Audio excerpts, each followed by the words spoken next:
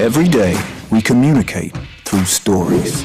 Stories of ourselves, our challenges, our goals, our experiences, and our aspirations.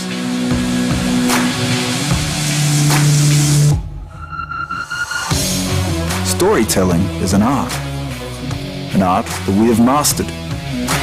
WESN Film Studios comprises a collaborative team of experts with extensive industry experience locally, regionally, and internationally.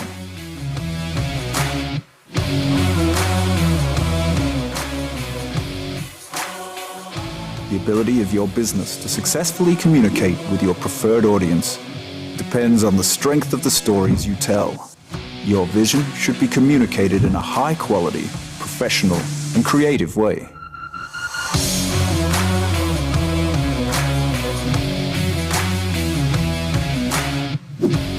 From concept to post-production, advertising to film, multi-camera productions, live events, streaming, and virtual conferencing, we are WESN Film Studio. Let your own unique voice be heard and your vision realized. Call us today at 628-5835 for your next production.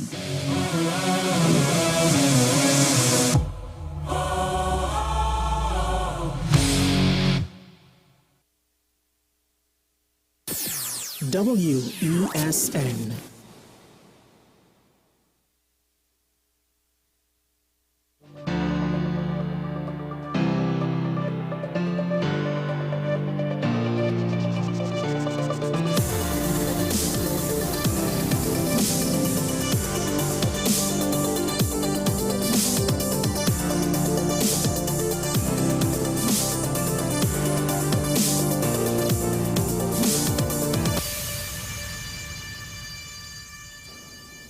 Hello and welcome to Talking Points here on WESN Content Capital. I am Keaton Shah. A pleasure to be here once more after, just about 4 days off. Actually, it's actually 2. We had Saturday and Sunday, that's the weekend, and then Monday and Tuesday. Sean Michael Small, you're awake, you're well, you're alive. Good to see you. It was a different week because, Saturday and Sunday weren't necessarily off days. Monday and Tuesday was more like our Saturday and Sunday. That's how I treated it. Did you have a good time on the weekend? It was all right. It was okay. It was all right. It was a damn good weekend. You and I had some fun filming a special episode of Talking Points. And, we got to see some good acts on the North Coast. I can't emphasize that enough. I was very impressed with the performance quality this year. Our colleague Andy Johnson, he said the same. And it was a bit of a shame that we could only have taken in so much of it, actually. Well, actually, funny enough, we got to see most of the show. We didn't get to film the entire thing, but I certainly enjoyed the production that we put together. By the way, what Sean and I did this year was a bit different to what you would have witnessed last year. Hopefully you got to see Talking Points episode on Monday and Tuesday. But, we were just speaking about it off air, how we were actually able to put together this thing more or less on the spot. Though we had time to plan. Sometimes the best creative ideas come just on the spot. And the thing is, no plan survives contact with reality, to paraphrase a saying from war. Especially with events, you never know what could happen. There's no such thing as an event going perfectly. And of course, in this case now, we were in a position where we had to figure something out to get it done. And we were able to do so. We had a good team. They're backing us up. They're helping us with regards to a lot of the technical aspects of filming, what it is that we wanted to film. And of course, we had some pretty good interview subjects as well. Particularly, I'll go back to the entertainers that we interviewed. It was some good stuff, because it seemed as though this year the unofficial theme, and we got this from a lot of your interviews on AM Prime with a lot of the acts, is most of them, if not all of them, to some degree or another, their focus is about, the local art form, advancing the local culture, and you really saw, the value of it. on display this Saturday. Yeah, apart from us being at North Coast Jazz and Heritage Festival on Saturday, we actually, the WSN family and crew, we spend the weekend in Blanchisseuse. Absolutely fantastic. You make it sound like we were there for multiple days. We Well, overnighted after jazz. We were there Saturday, all of Saturday. We were there all of Sunday. We left quite late on Sunday, actually. So, I mean, yes, it's a couple of days, but that's the weekend in Blanchisseuse. It was very good. In fact, I'll give credit to Sean Michael Small. Ginger pork soup and Asian slaw. Yep, yeah.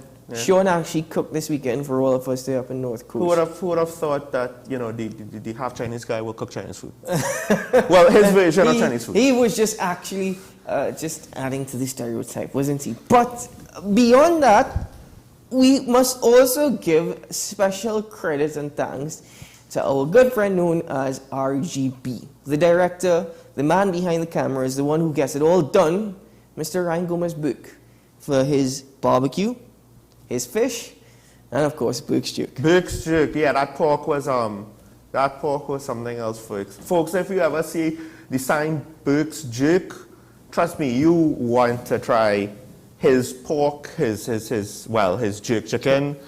I didn't have the fish, there was only so much fish to go around, although I wish I did take a taste of it, but I have had especially his pork. It was damn good. But anyway, I'll tell you what, more of that review later on when we welcome our guest commentator for Wednesday, because they also were there, and I don't know if you saw it, they had a grand time. Well, they had fun. But anyway, ladies and gentlemen, let's get into your daily review.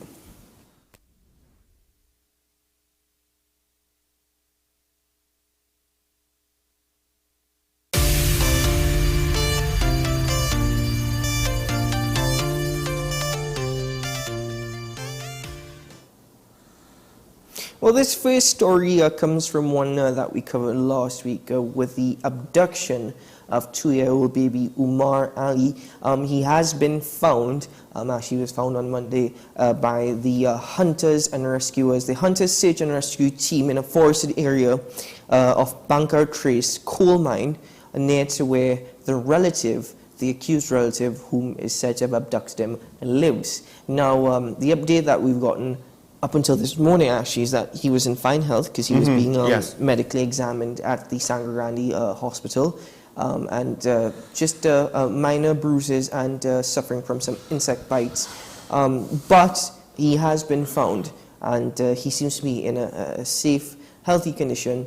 And all we can say is thank God. Yes, because the situation, we did not know the circumstances, why is this person doing what he did, abducting little boy for the second time? What relation does he has that he sees that this is a necessity? And even how they were found. They were found just in a forest area, under cover, in a hammock.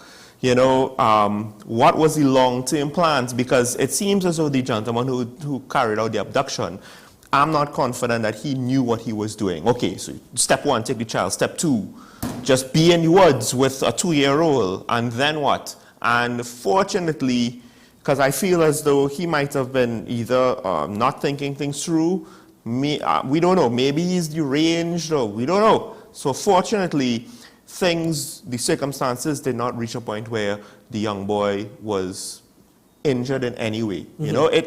I think we kind of, we take it for granted. Well, he's not some vicious monster that's going to hurt the boy. But when he's being irresponsible, like so potentially irresponsible, you could cause unintentional harm to the victim. With a 2-year-old, that could be catastrophic. So very much thankful that this was able to come to a close as quickly as it did, and hopefully, fingers crossed, nothing comes to surprise us later on. Well, actually, thank God that he was found safe and well. The story still seems extremely odd and peculiar to me. Obviously, police investigations hopefully will answer all the questions that we're asking. Kudos to the Tobago Police Service, as well as to the Hunters Search and Rescue Team, who have been doing a lot throughout Tobago to help, especially when individuals have been abducted or kidnapped. But again, credit to all those who were involved in actually finding 2-year-old Umar. My concern now is, what are the measures that are being put in place to prevent this from happening a third time? You know, because even though this individual ran off, the accused relative, the issue now is he was previously held in police custody. Yes. According to the mother. He was released. He was later released. She wants to know why was he released after a report was made. I could only assume that police investigations and inquiries led to no sufficient evidence, because even if that report was made, it's whether or not the mother wanted to testify, and that's a different step. So what is now going to be done? Is this where the Trinidad and Tobago Police Service end their investigation, or are they actually going to go after trying to find the accused relative and arrest them and keep them in custody with charges to be brought against him? That is my biggest concern now, the safety of baby Umar. In fact, one question I would ask is whether or not it is safe for baby Umar to even stay with his 18-year-old mother at this particular location. That is probably the next critical question, because, again, we don't know what the relations is or what his motivation was. So if he's a little off the rails by the second time, he might get more desperate on the third attempt and potentially do riskier or more reckless things with regards to a third abduction. With regards to the police, if it's a case where, because again, we don't know what the relationship is, so as a domestic matter, if family members are not willing to provide evidence and whatever the process is, I'm not too sure if we press charges here like in the States, but if family members aren't willing to go through with it, I could very well see a situation where the legal system can only do so much. And they don't necessarily have the capacity to infringe upon the accused's rights, no matter how we feel about the situation. I don't think right? I don't think... Without evidence, that's the thing. You need to have something to back it up. A crime has been committed.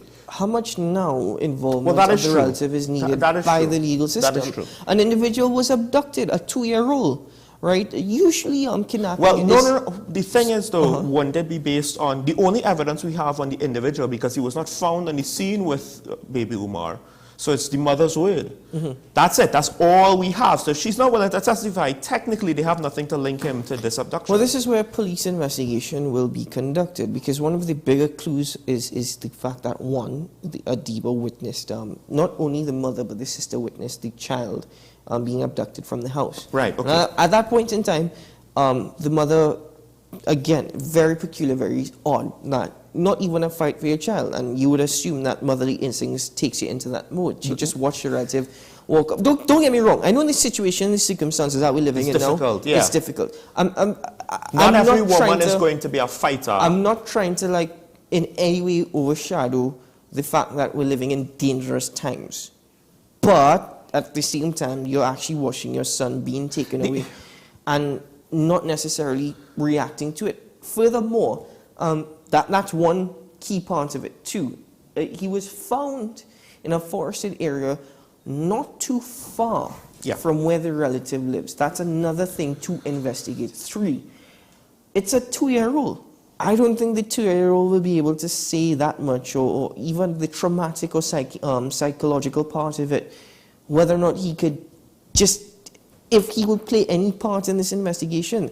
The main fact is a police investigation needs to be carried out, and what is now being done to ensure that this is prevented from a third time happening. This will show, to some degree, how well the system works, because this is clear-cut in some ways, not so clear in others, so it will reveal certain things. And my last point on this is that with regards to baby Umar and what he experienced and what he will remember from this, is 2, hopefully it's not going to affect him long term. But you never know. You never know. Something small could have a snowball effect on an individual psyche, and hopefully he's at a point in time in his development where he's going to just not really realize what happened to him. Sad story about it is as well, Sean, is that whether or not his 18-year-old mother, just being realistic and practical, is capable and mature enough to actually look after him. Well, she also potentially needs to go through some therapy, just because at 18 having to deal with, okay, I'm a mother at 18, what does that mean? Oh, now I have to deal with a situation where somebody's abducting my child. That could have an effect on her as well, and her capacity to continue to parent. As one movie quoted, you know, we're all living life for the first time. But it's a lot harder when you're that young trying to deal with multiple serious situations at the same time. Moving on quick, we don't have much time left. Just wanted to highlight, this is also a story that we mentioned last week, and that is, of course, the recordings out of Tobago that are alleged to come from the THA, because on the recordings, the speakers were speaking about offering THA jobs. So it makes it difficult to consider any other scenario, even to come up with any other scenario of what it could be, except what the accusations are purporting that who the speakers are. So organizations now are coming out, one most notably, at least to me, Tobago Civil Net, where at least before earlier audit was a case of, well, let's wait and see how things goes. And now there's a quote here, I believe, from the Tobago Civil Net, where it's basically saying that, you know, the island of Tobago is kind of being torn apart by this. They have those that are joyful and celebrating the demise of the THA and what is now the Tobago People's Party. Then there are those who are just sad and disappointed. And then there are those who are very much defiant and very much trying to circle the wagons around the people that they put faith in. I'm sorry, I wouldn't say that Tobago's torn apart by this. I would say, as is with any political move, there will always be split opinions. But I wouldn't say Tobago is being torn apart by this. What I will say is that Folly Augustine's silence on this particular matter, because it's allegations, I mean, the voices sound very familiar, but we can't come out and say, this is who it is. However, as Chief Secretary of the Tobago House of Assembly, knowing that this voice recording purports to be two senior members of the House of Assembly, and your silence over the last week tells me one thing. Well, two things actually. One, you don't care. And two, you are no different to any politician that came before you. You are no different to any politician of which you've previously criticized. Your continued silence on this matter is only doing yourself an injustice. Folly Augustine's thinking and the rest of the Tobago House of Assembly's thinking is, just like any other politician we've seen previously, listen, it's Trinidad and Tobago. If we remain silent on it, or if we come and we're going to forget about it. I had that thought this morning, and I'm wondering, because usually that works for the PNM and the UNC, and they're the established parties, right, that hold either side of Parliament. Now the Tobago People's Party is technically in the THA, so they're not a third party as we traditionally think them, but that's the origin in a way. To what extent will that work for them? Because the whole situation, again, is unique. To me, it's still very much a case study in electoral politics and democracy in more ways than one. But I agree with your first point. Acting like politicians, we expect politicians in general to act, which is disappointing. The second point. The first point, where that he doesn't care, I'm not too sure. I think where also they are similar to politicians in other parties is the lack of knowing what to do, lack of proper crisis management, lack of a good communication strategy. If you were able to criticize what was taking place before, you will know what to not do, and that is remain silent. Well, and I think the key point is this kind of shows, and now and this is, in a way, this is an example that is unfortunate because it undermines that sort of faith you could have on newcomers coming in, but it shows that potentially they were not prepared for office. It's not just about making budget decisions and handling administrative duties. It's about leadership, communication, crisis management, all of these other things, dealing with the media, dealing with critics. And I honestly believe that in that respect, They're in over their heads because now it's on them. They can't just blame the other party. When you're in opposition, you can blame the other guy. Now you're the guy. Now you are the one in charge, and you have to take blame for when things go wrong. I think the one thing that any politician does not want happening to them is getting caught. And I ask myself as we conclude this segment, what is the difference between Folly Augustine and this TH administration as compared to previous TH administrations? Bear in mind, it's only 2.5 years?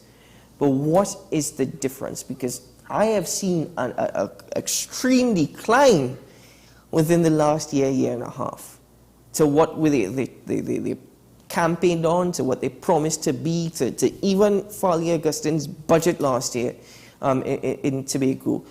I've seen a great decline. So what is the real difference between Folly Augustine, the Tobago People's Party, and any previous politician or political party? Ask yourself that question as we take a break here on Talking Point.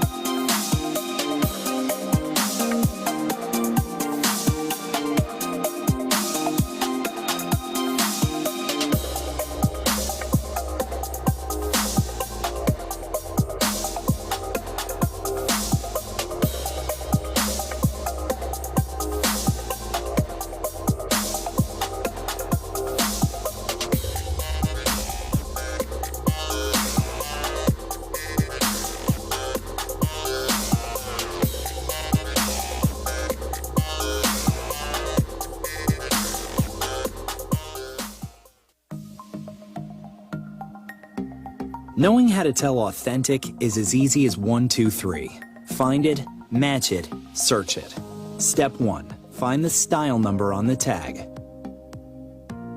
Step 2. Match the style number inside the jersey with the number on the tag. Step 3. Search it. A quick Google search of the style number will verify the jersey is authentic when the search results match the jersey being searched. Don't be fooled by counterfeit jerseys. Before you buy, remember to find it, match it, search it. Fan Zone, 2 locations nationwide. Center City Mall, Chaguanas and Movietown, Port of Spain. Nationwide delivery available. Take some time for yourself or spend some time with the family at Sandy Point Village Hotel. Enjoy our various studio and suite apartments, self-contained with their own kitchenettes and Wi-Fi. We also have our famous 100-foot swimming pool and our beachfront restaurant, the Steak and Lobster Grill. And our location in Crown Point puts us near the center of activity from the nylon pool to the local nightlife. Call us and make your reservations at 639-8533, 389-2378 or email us at sandypointvillagehotel@gmail.com. Every word, every line, every paragraph depicts a real moment in someone's life. A father, a sister, a mother, a brother. We at Newsday are dedicated to you, the people, and through independent, unwavering journalism, strive to always bring your stories to life. Because your stories are more than just words. Newsday, independent and credible. Is it politics? What is it? Is it that nobody cares about sports? The kind of support that sport used to get in the past is no longer here. The thing is, taking a knee doesn't mean that that's the only thing you do in Andre. Right. Taking a knee along with other stuff. Samantha, what are you looking forward to when you return home to Trinidad and Tobago after winning the title?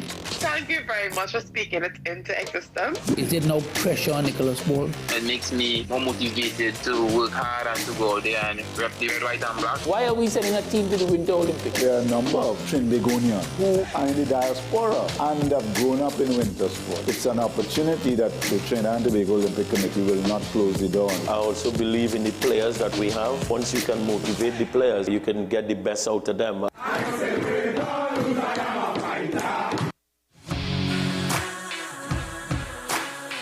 Every day, we communicate through stories. Stories of ourselves, our challenges, our goals, our experiences, and our aspirations.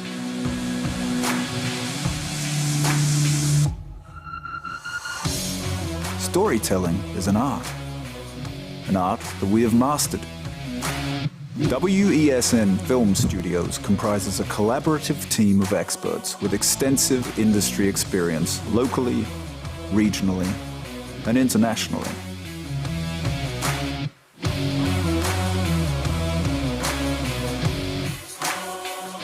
The ability of your business to successfully communicate with your preferred audience depends on the strength of the stories you tell. Your vision should be communicated in a high-quality, professional, and creative way.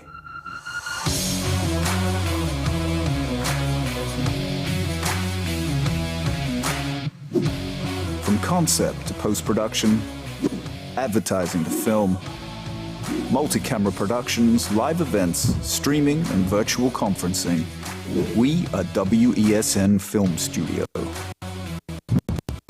Let your own unique voice be heard and your vision realized. Call us today at 628-5835 for your next production.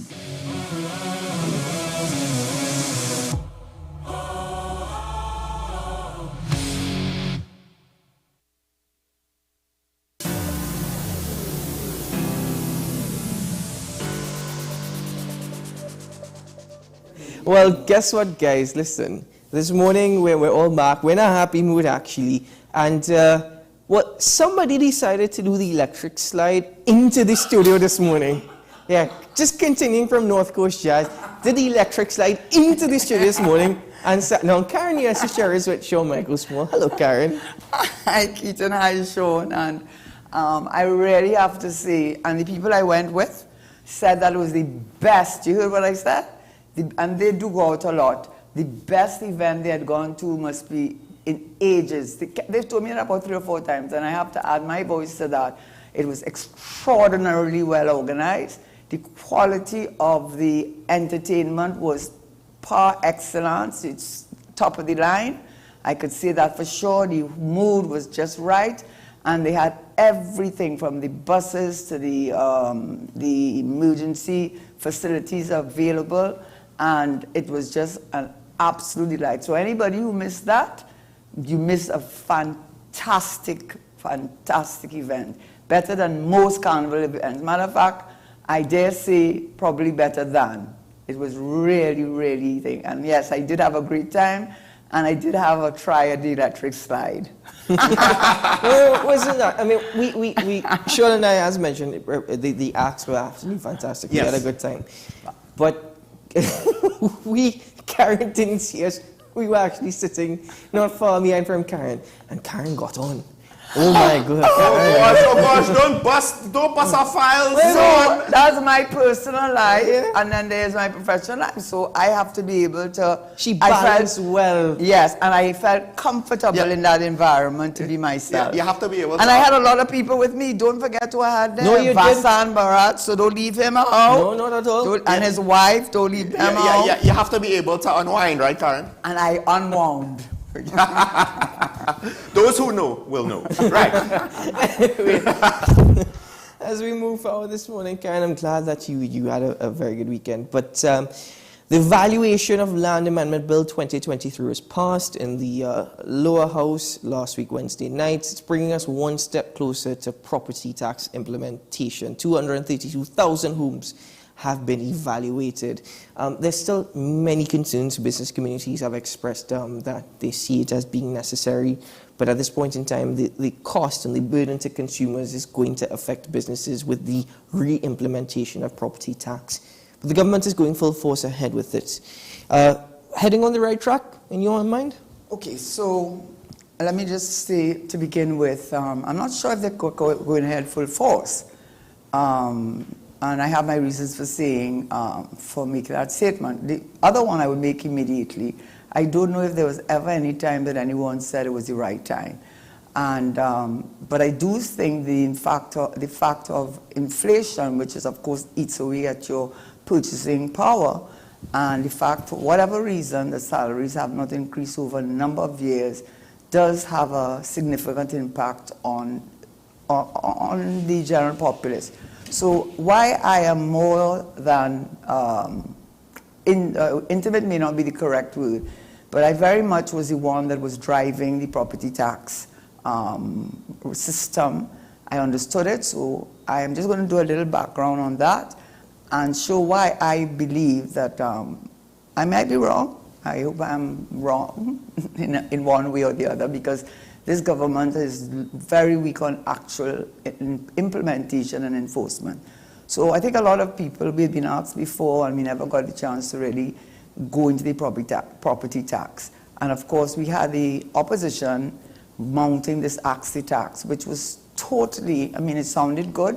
It was when Thatcher was there, but it was totally misleading. Just let me say the AXI tax was, why it was considered to be so unfair, and which was not our system, was that Margaret Thatcher felt that the municipal corporations were not operating well, that there was a lot of corruption within the system, and that is probably why the then Prime Minister, and now we now know that unless they make an announcement later on, that the taxes collected will go into the consolidated fund as other taxes do.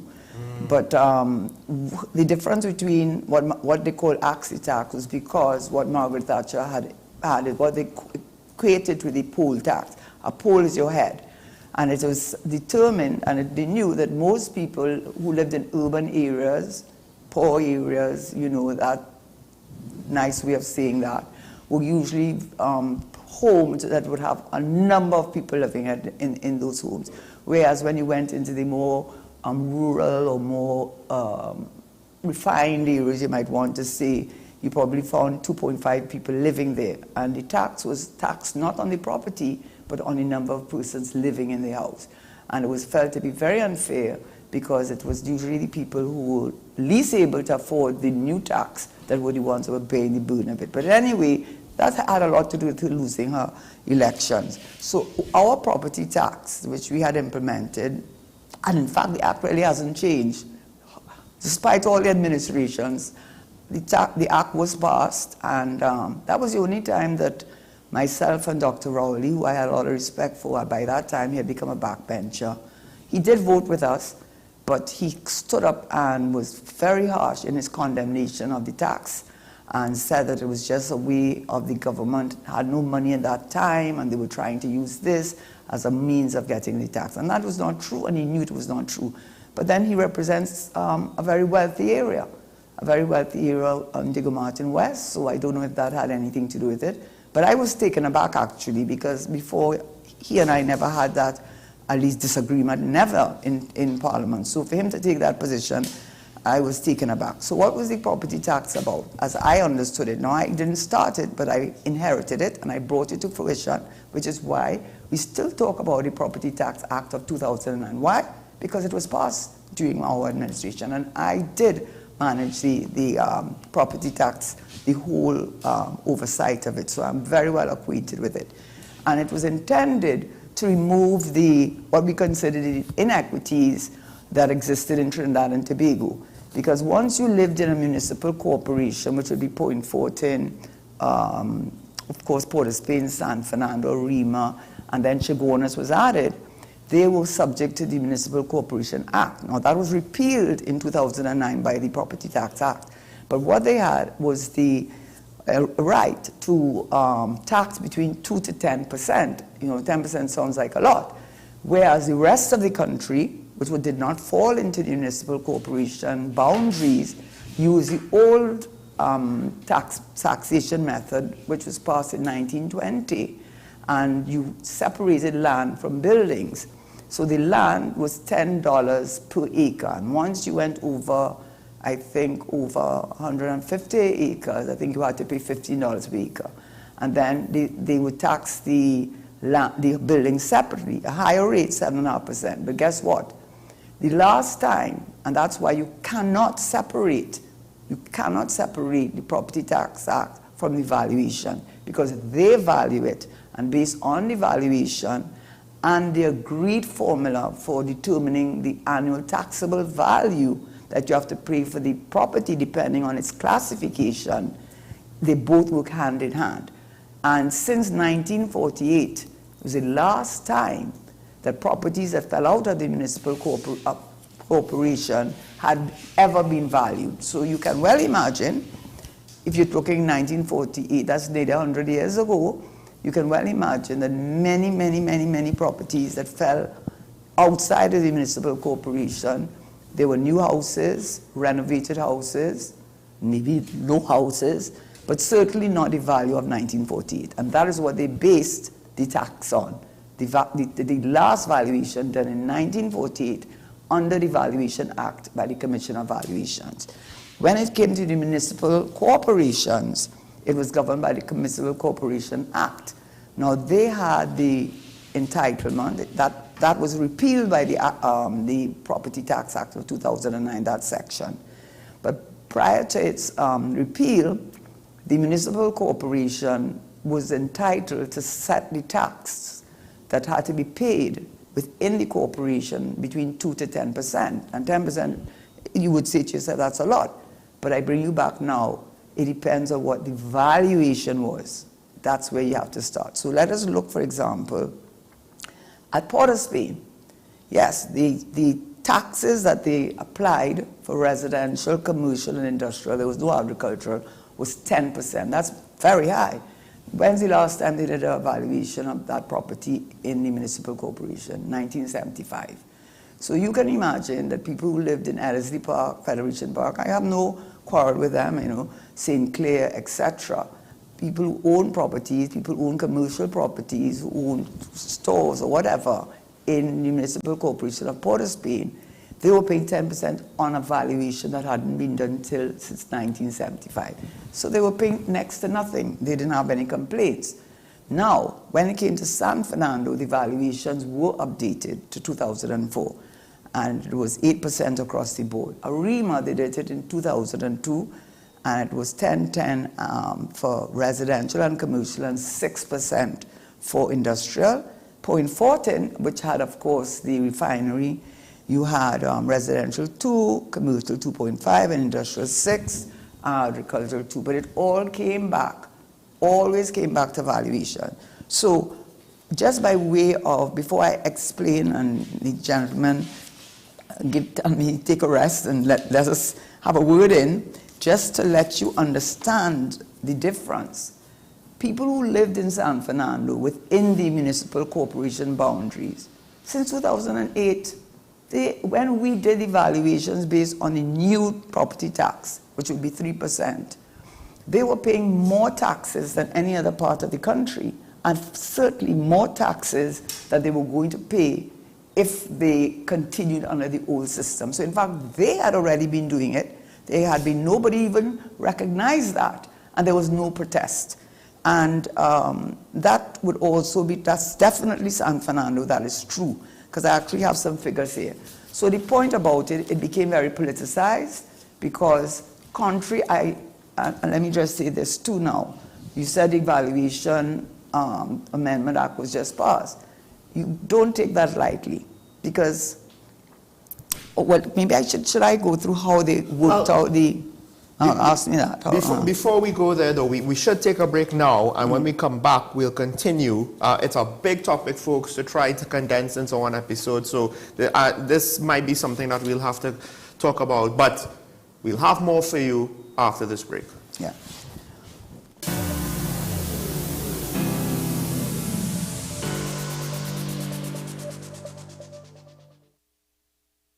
The best laptops and tablets are at dbesttoys.com. Get a Gateway 14.1-inch Ultra Slim notebook or an HP 14-inch laptop at the best prices in TNT. Get the Fire 7 tablet for $474. You can also shop the latest Amazon Fire Sticks. Call now at 32-DBEST to order, or visit us in-store at Forces flagship Mac Bean. Shop online now at dbesttoys.com. Free delivery available throughout Trinidad and Tobago. Cash or links on delivery.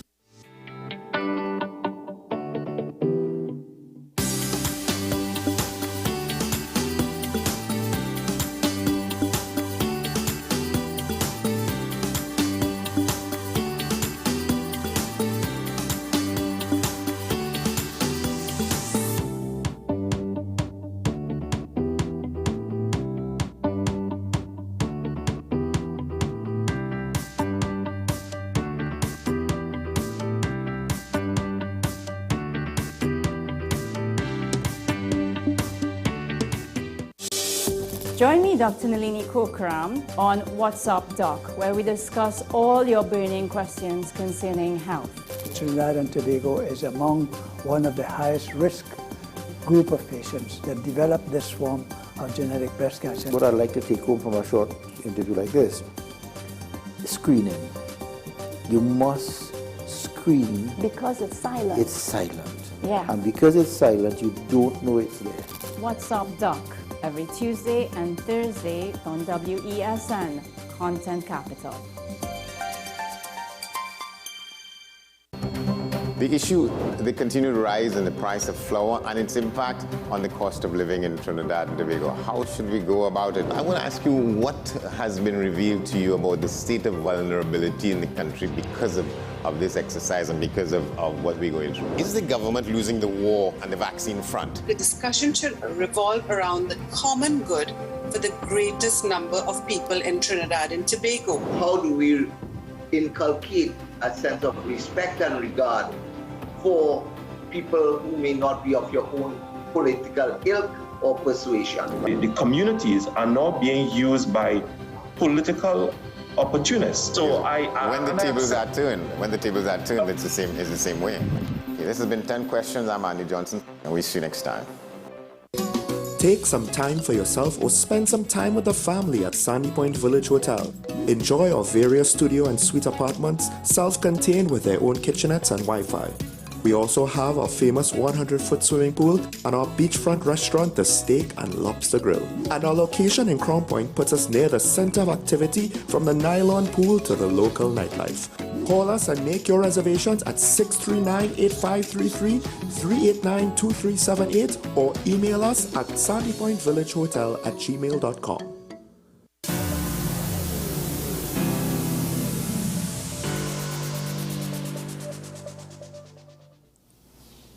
Welcome back to Talking Point. Thank you for staying with us. Karen Shishira joins Joanna this morning as we're discussing property tax. Karen, the rental value of a property is being used as the valuation, the calculation for property tax.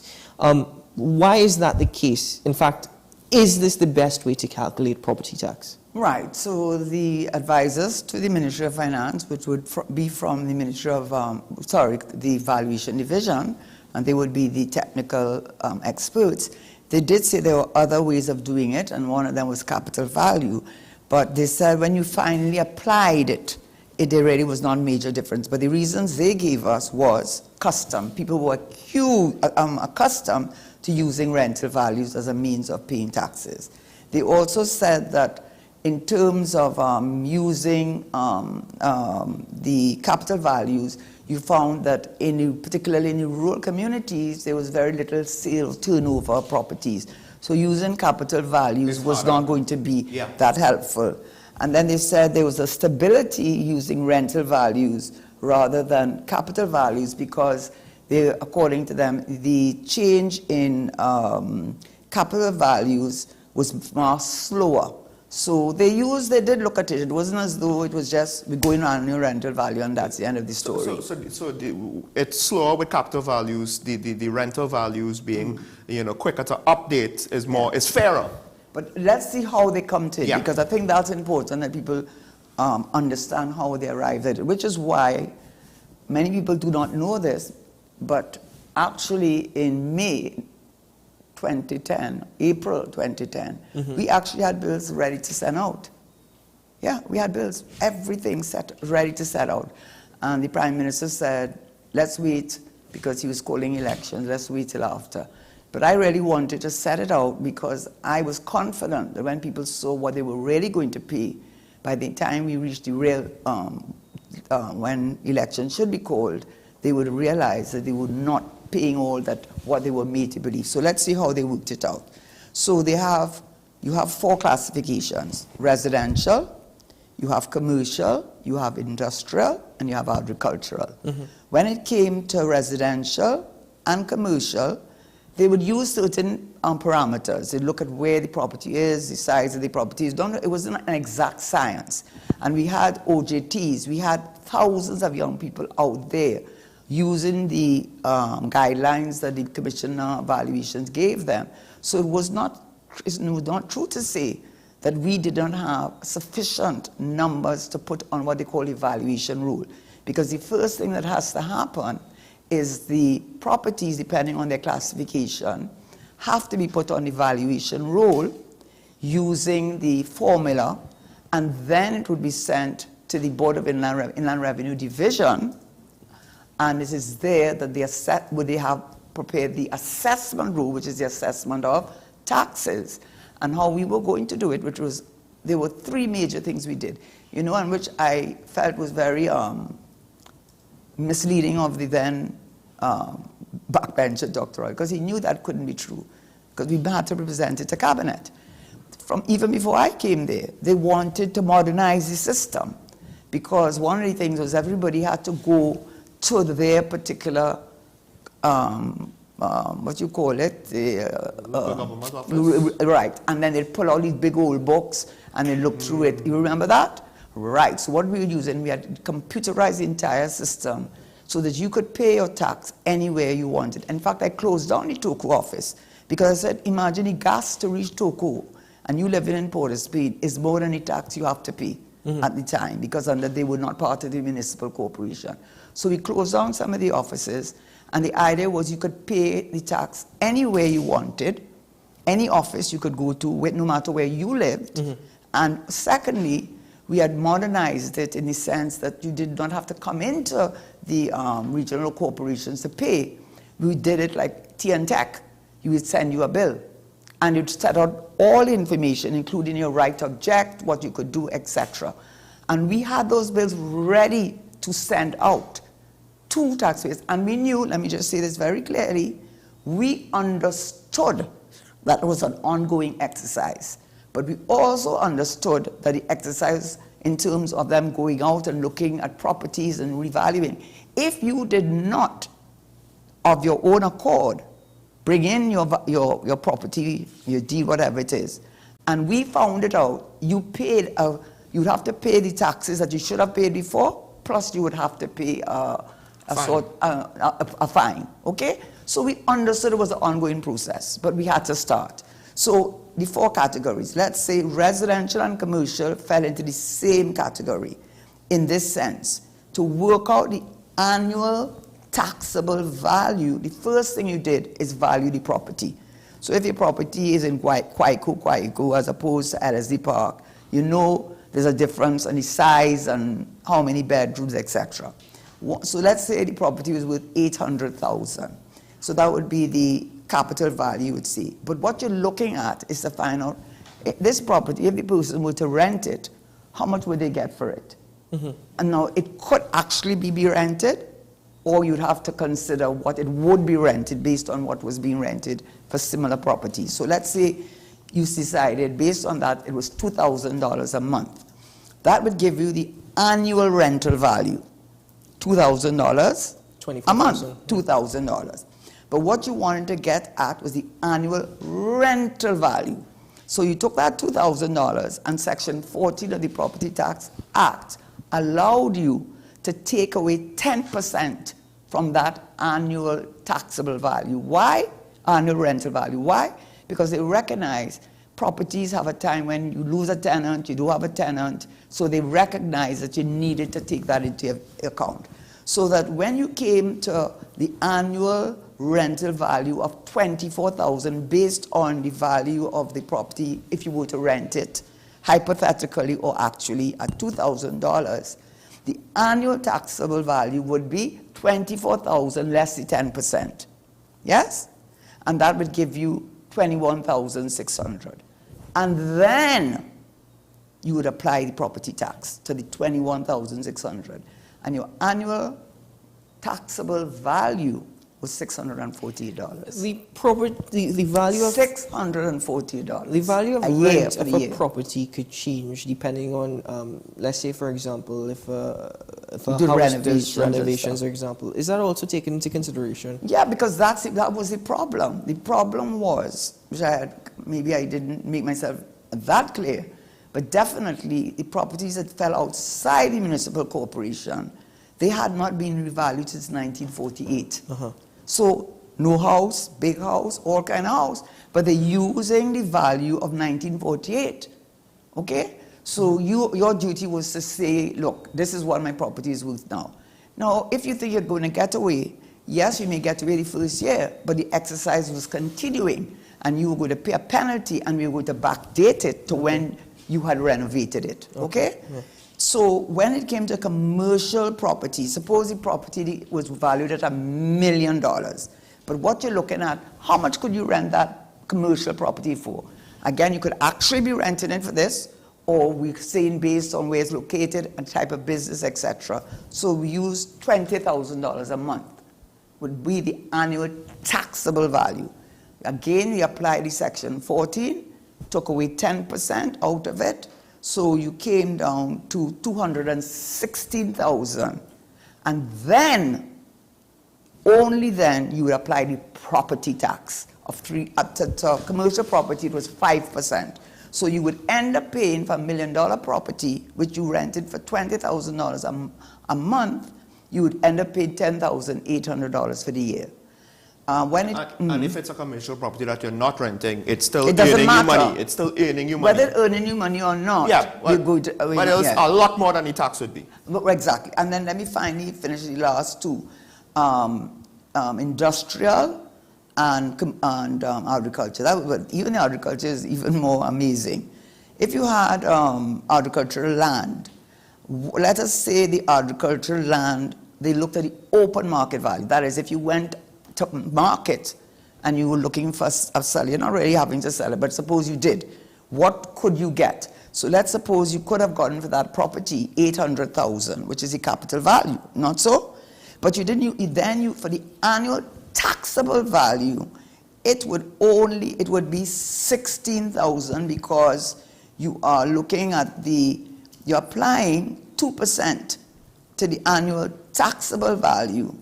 But then after you apply the 2%, the property tax for agricultural land, the property tax for that was 1%. So you paid $160. $160 for the entire year. Yeah, but nobody was listening. We sent out booklets upon booklets upon booklets. We had meetings upon meetings upon meetings, but we were being drowned out, and it was fighting and losing goals. A big difference would be with industrial property. What I think happened before is that if machinery and property was not housed in a building, I do not think that they would tax it, but now they've made it very clear. If it is outside of a building, I guess all refineries and all these industrial things, they are subject to the tax. And it's a different formula. It's at 6%. And they look at the installed cost. And I guess they would look at the current market resale value, which is to answer your question, they must take into account the depreciation on that property. Precisely, yeah. Okay, so I think I've given you enough information to tell you that what people were being telling you, and that's why I was so gung-ho about sending out those bills, because I knew we had 2.5 years supposedly left. I knew by that time that people saw what it really was, that they would realize, but it's not unfair. And in fact, the people in San Fernando had been paying on the valuation of 2008 because they had been revalued, as they were paying at 8%. And nobody from San Fernando argued. Nobody. But when this became a political because the bell rang, so it became a political thing, an axi tax, so they drowned you out.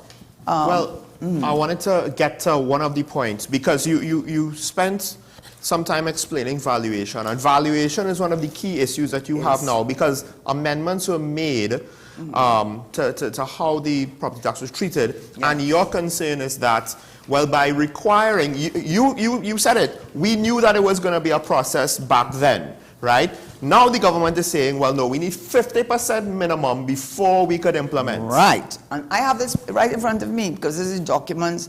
I don't think they are like Trump. I have no cabinet note or minutes in front of me. But these were the kind of notes we were preparing. And I'm just reading from this. Bills will be mailed to taxpayers during the period April 2010 to June 2010.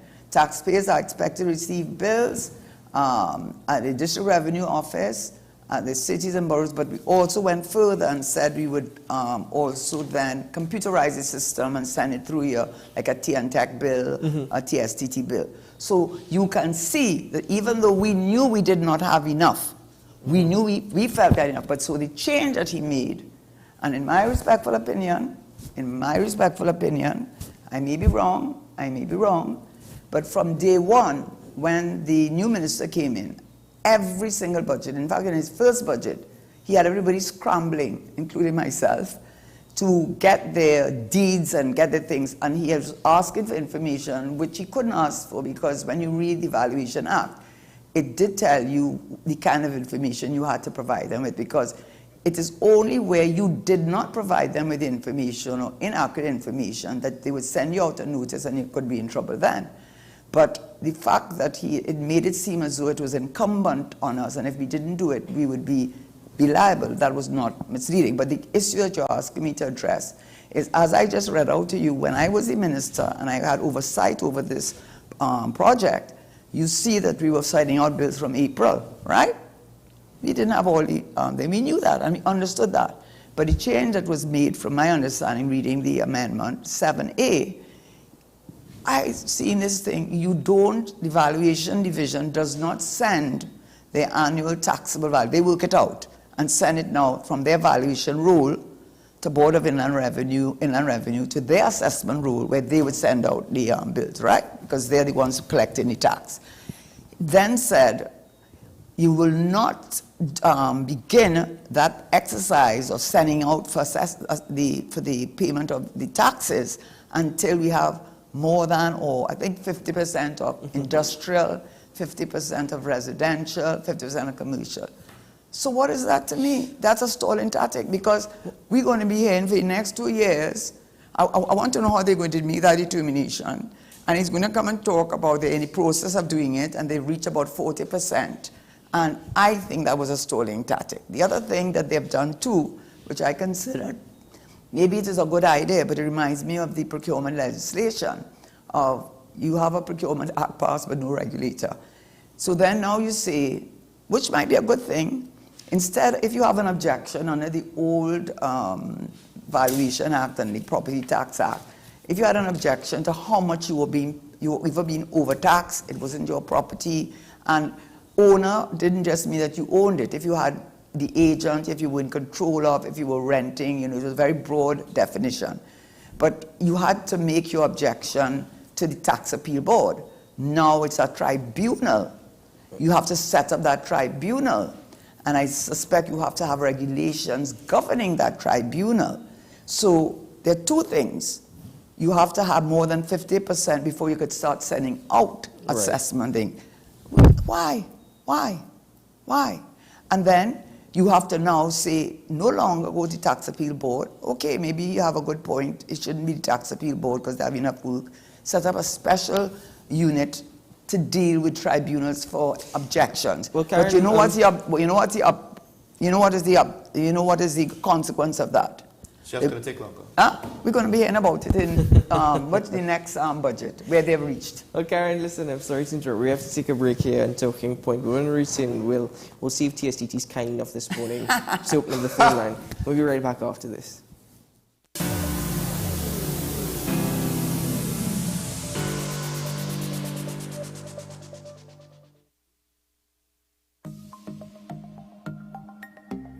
Knowing how to tell authentic is as easy as 1, 2, 3. Find it, match it, search it. Step 1. Find the style number on the tag. Step 2. Match the style number inside the jersey with the number on the tag. Step 3. Search it. A quick Google search of the style number will verify the jersey is authentic when the search results match the jersey being searched. Don't be fooled by counterfeit jerseys. Before you buy, remember to find it, match it, search it. Fan Zone, 2 locations nationwide. Center City Mall, Chaguanas and Movietown, Port of Spain. Nationwide delivery available. Every word, every line, every paragraph depicts a real moment in someone's life. A father, a sister, a mother, a brother. We at Newsday are dedicated to you, the people, and through independent, unwavering journalism, strive to always bring your stories to life. Because your stories are more than just words. Newsday, independent and credible. Join me, Sule A. Joseph, as I delve into the day-to-day psychological issues plaguing our society. We will discuss behaviors that encompass the biological influences, social pressures, and environmental factors that affect how you think, act, and feel. Sight, Thursdays at 11:30 a.m., only on WESN, Content Capital. Join me, Dr. Nalini Kokram, on What's Up Doc, where we discuss all your burning questions concerning health. Trinidad and Tobago is among one of the highest risk group of patients that develop this form of genetic breast cancer. What I'd like to take home from a short interview like this, screening. You must screen. Because it's silent. It's silent. Yeah. And because it's silent, you don't know it's there.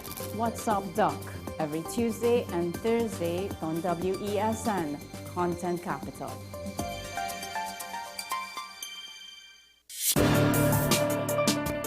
People really want to know, what about me? Where do I fit? Yes. What is in the ride for me in terms of a better Trinidad and Tobago? And I'm pleased to shed some light on that. The purpose of bail is to ensure your attendance at court. That's it. It is not punitive, it is not rehabilitative. We, the police officers, we are professional, and we are here for whenever the survivor is ready to come forward. We have the right to private and family life, the right to religious freedoms and beliefs and thoughts and expression. But these rights are not absolute. Certain rights can be limited. The law is to govern the whole, is for all of us in public.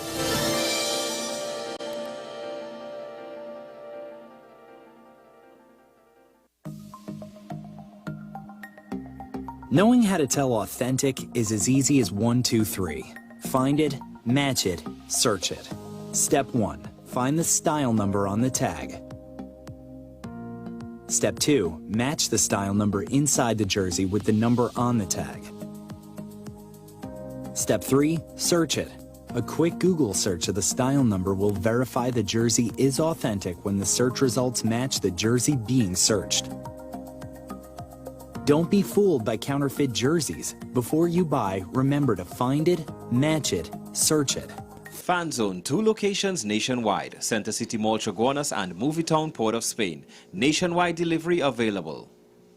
The best laptops and tablets are at dbesttoys.com. Get a Gateway 14.1-inch Ultra Slim notebook or an HP 14-inch laptop at the best prices in TNT. Get the Fire 7 tablet for $474. You can also shop the latest Amazon Fire Sticks. Call now at 32-DBEST to order or visit us in-store at Force's flagship MacBean. Shop online now at dbesttoys.com. Free delivery available throughout Trinidad and Tobago. Cash or links on delivery.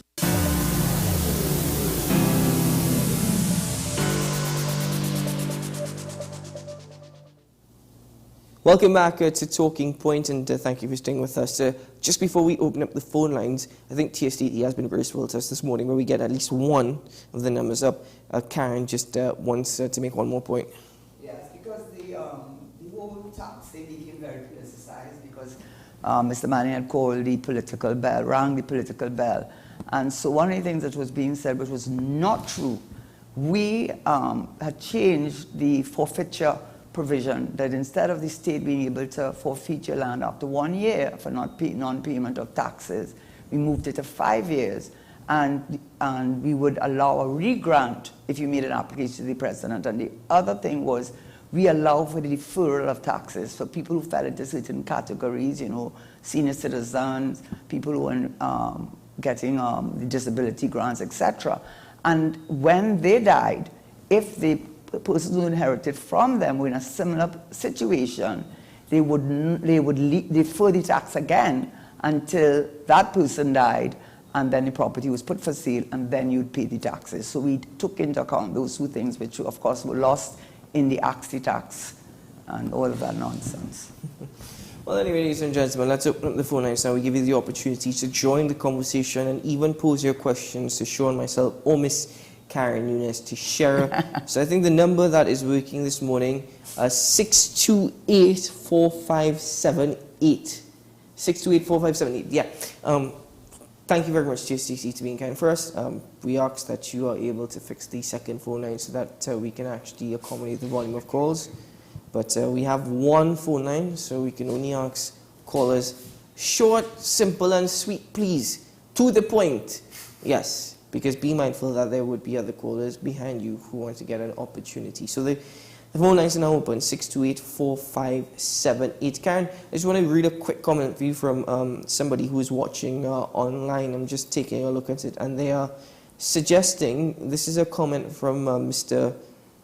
Weatherhead. He says, the Property Tax Act of 2009, which you say you saw into passage, directed that the tax was to be put into the consolidated fund and not the corporations. Only recently that has been changed after years of demands by different peoples and groups since 2009 and before.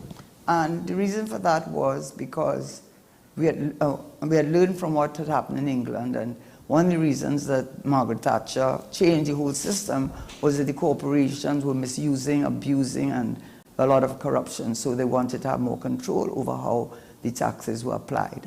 Well, we have a caller on the line with us from San Fernando. Good morning, caller. Good morning, gentlemen. Good morning. Good morning, Karen. You know, Karen, when as a government back in 2009 and stuff, you all did a lousy job of PR. I was one of the persons that when I live in San Fernando, and when I looked at the numbers, because the information was there, it was in the newspaper, it was, you all sent out stuff in the mail, people got little printouts in the mail, but you all did a lousy job at combating PR from the opposition side. And on a flip side of that, when I look now with Mr. Imbud, Mr. Imbud decided to demonize the public. It felt as if he was coming after us, when a lot of people were willing to give the information, because a lot of people in this country understand that you have to pay property tax, you know. I am one of them. What I have an issue with as well is those forms. Okay, you came and you said to the people, bring in your documentation, which we did, and I got back they get back your receipts and stuff.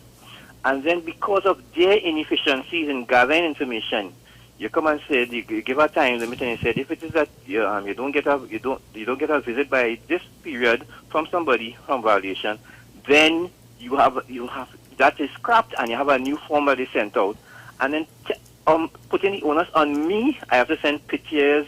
You have to ask me what type of ceiling I have, what type of flooring I have.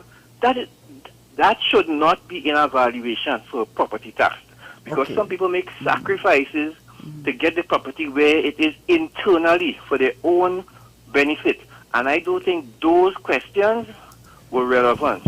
And I have a problem with Mr. Imbut and they trying to force this down people's throat, in the sense that, as you said, hire more people, put the people out there, and get the information, because people are willing.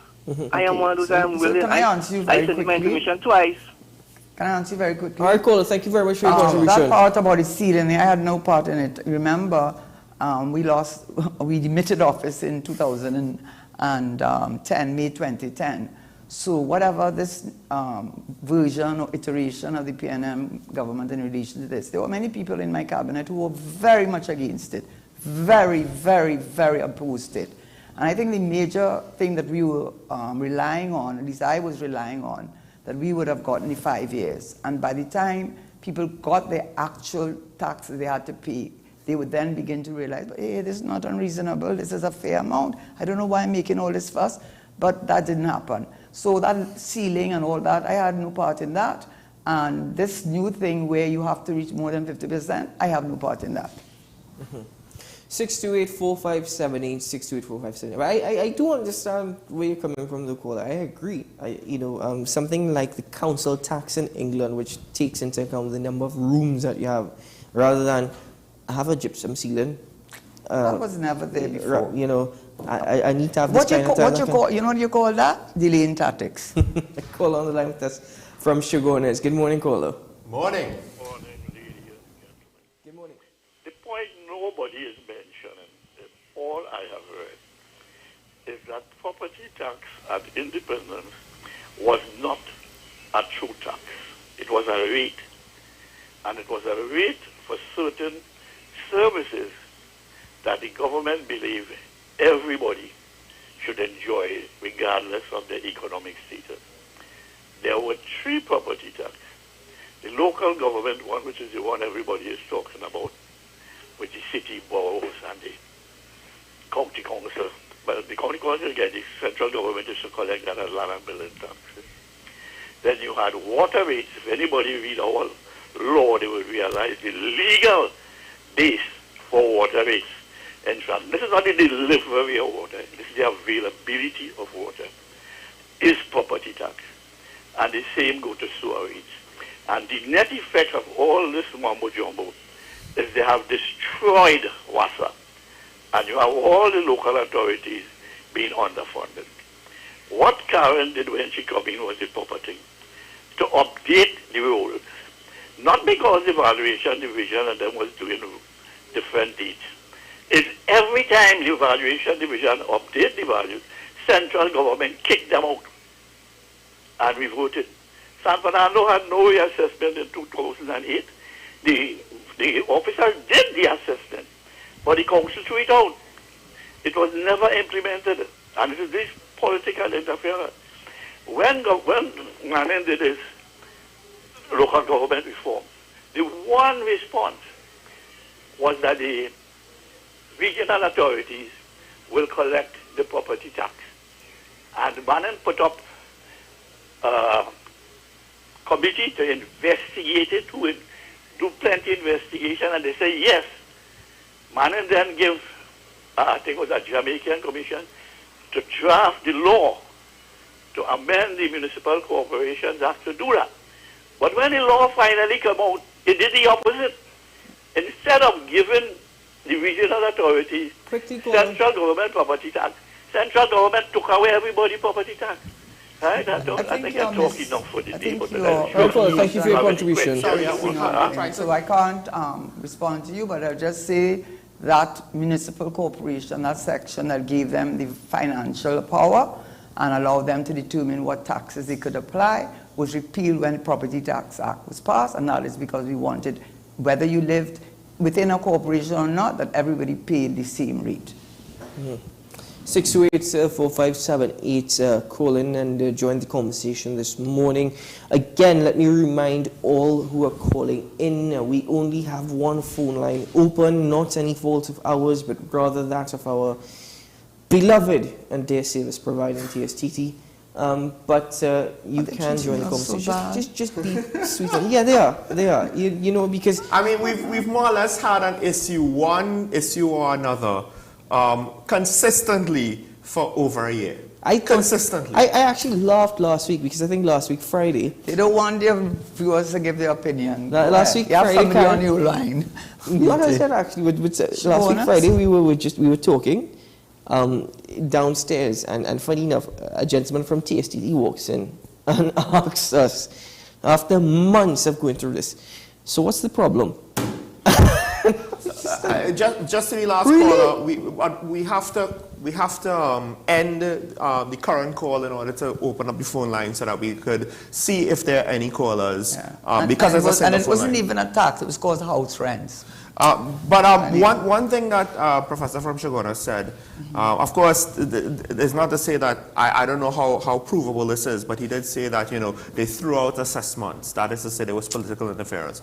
Now, I actually think that makes sense because when you were trying to push this through, you and all alluded to the fact that there were people on the government bench who were absolutely opposed it. Absolutely opposed, even though some of them voted for it. They had no other choice, the Prime Minister. Right. What are they going to do? Which, ironically, are some of the people who are now claiming to be and you know what? They have never changed the 3%. The same thing that they were arguing about, the percentage, not one of them changed it, including the past administration of another government. What I find interesting, though, is that Karen just said that the then backbencher and current Prime Minister, Dr. Keith Rowley, supported it, but he made an argument against it. Right. And the same argument, a strong argument, you know, that he made against it then. He said we're lying to the public. He's saying that we're saying this.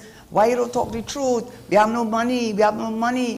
How much 700 and something million expect to get from that? Who you think you're fooling with that? So, he was real. So I was in shock. At a time when energy revenues were higher, we have no money. But now, you know, with inflation, we seeing GDP growth. We are not seeing GDP growth. I know, I'm being sarcastic based on the Minister of Finances. Yeah. You know what I mean? Like, so we had no money then, so what about now? And you know what is so misleading about that? When you talk about a debt is the share of debt that you owe based on the GDP, gross domestic product you create for the year. Now, in 2022, they were able, the debt was, I think, was higher because we made more money. He didn't say that, you know. He didn't say that. He said it was 86%. Then he said, though, now it has gone down to 76% in 2020. I think I'm getting it's gone down, but he's not saying the reason why it has gone down is because our GDP is much lower. So if you only have $100, right? If you only have $100 and you want to know what percent of that $100 represent debt, isn't your debt going to look different as opposed to when you have more? But whatever he did, he played a little maths with it to make us believe that our debt to GDP had gone down, when it really wasn't that. It was our GDP had gone down, and therefore the debt had gone down as a percent. So can we just make the argument that Colin Imwood is very smart when putting things across? Because he would understand that the population will not be too understanding or receptive to the finer details. No, but look at what the caller from San Fernando said. He felt as though that Colin Imwood was attacking the public, and to some extent attacking the public in what way? No, well, like blaming them, like well, what? No, not attacking them, but he felt as though Colin Imwood was pressuring the public. Okay, maybe that's the best way. Oh, you mean at the time when he tried? Yeah. No, with how with the ceiling and all of that. The property tax was rolled out. Oh, you mean with the ceiling and all of that? Right, because remember when he had to back down? Remember when the first came They out? took him to court and they backed down? Everybody was like, ooh, I have to get my stuff in order, Well, I mean, that was a good thing in a way because I certainly ran and put in everything. Yeah, right, but I mean, it's good if, you know, if you're following through, you know, I'm not too sure how it ended up. I just want you to consider something. We have to take a call, but consider this, Karen. If it is based off of my annual rental value, but many things affect rent. For example, a quality water supply. But it's not done, let me just say, it's not done to get it exact. I know. It's to get an or. Right. Just so consider. We have a caller. Yeah. Good morning, caller from Arimo. Morning, panel. Good morning. This is from Ms. Nunes Teixeira. Ma'am, I would like you to strongly consider running for Dabadi O'Meara in the next election, please. And we need all the help we can get up here because PNM we would represent... ever let me put a foot... They have asked me to talk? Nothing. Local government will lag in. Independent, I can't do independent, but thank you for that voter conference. Last week I saw you was on Hope now. Well, we have to... And if all you want to contest the general election, please try and run for Dabadi O'Meara. Thank you very much. Thank you for that vote of confidence. Because I want to tell people that just... And I'm not blowing my own trumpet, but it's to tell you how the media can manipulate. That gentleman who used to... He's an atheist, and every week he talk about his atheism. God, every week we had to hear about how he's an atheist. He's almost a religion of the atheists. He wrote an article saying that in the Express, that I was one of the worst, MPs. Well, they did a poll, whoever it was, a respectable poll. And the next week, do you know who came out ahead even of Jack Horner? Karen Teacher was #1 in the poll, so you know they had to mash her up. So I got mashed up, but that's okay. That's okay though. I live to tell the truth.